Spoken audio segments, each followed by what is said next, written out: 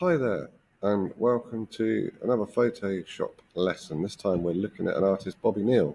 And what Bobby Neel does really successfully is he morphs two faces together. So you can see an old person's face and a younger person's face.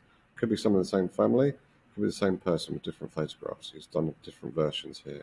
It shows the past and present of families. I've got some pictures that I'm going to use, and I'll show you where they are. So I've got a picture of me that I've just taken. And I've got a picture of my son Neo in a similar pose. So I'll try to take the picture of me to look as similar as I could to make it easier to do. All I need to do to make the Bobby Neel response really effectively is to get the picture of my son Neo, copy it, so edit, copy, goes to the picture of me, go edit, paste. I've now got the picture of Neo on top of me. Now what we need to do, a bit similar to the we did Wander Waltz and we looked at an animal and a face, we want to make sure that they are the same size. So I need to scale this up. If I make it slightly see-through so that I can line it up easier, you'll see what I'm talking about. So if I move it down to the chin, I press shift on the keyboard and it keeps the proportion correct so it doesn't stretch the face. I scale up this so that it's about as wide and as high as me. And you can see maybe a little bit bigger, bring it down, move the mouse.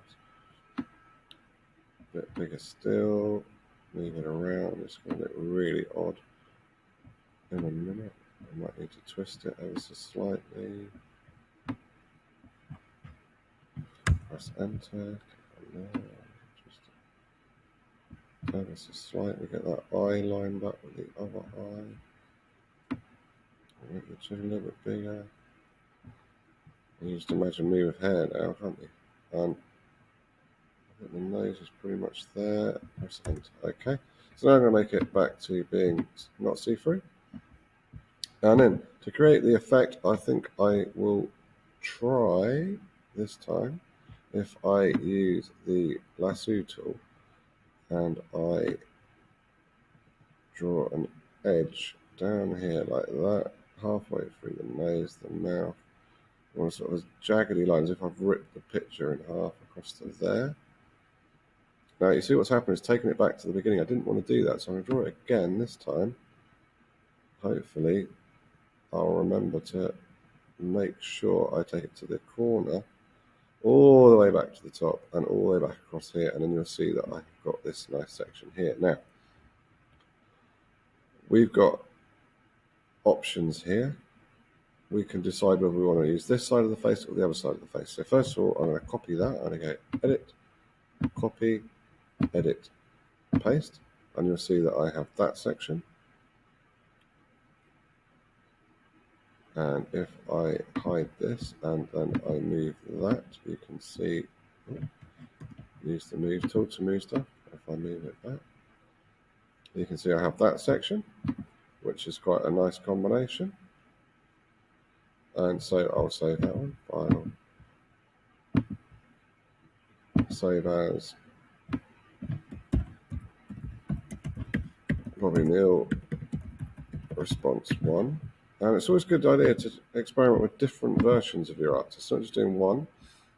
At this point, I think it might be a good idea if I just crop the image down. I don't necessarily need all this background. So if I take it into there and then I go image crop, I think that's more effective. I might have taken it too far in. I've got not much room at the top. But we'll leave that for now.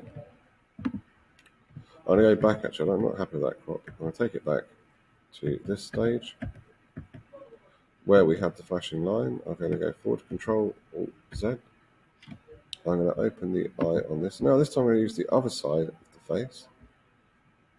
And in fact, I'm going to draw a different line. I'm going to go like this. I'm going to go onto my lasso tool. I'm going to draw my line in here. Take it through there, down here, across there, over to there, up to the top again and back around like this. Do Control C, Control V, and now this time I'll line that up. And I think that's a more effective response. We're not trying to merge the pictures because Bobby Neel doesn't do that. Again, I think we'll try that crop. Take it to there. Don't really need that bit.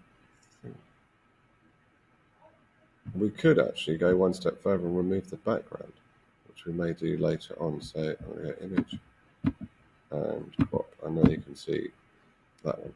Bobby Neel responses work really, really well if you've got two similar looking people in very similar looking poses. So you can see there's the pose, there's the other pose. Okay, have fun experimenting with Bobby Neel style. Thank you very much for watching. And make sure to save your work. So I'll call it Bobby Neel response 2. And click OK. There we go. All right. Thank you very much for watching. Enjoy.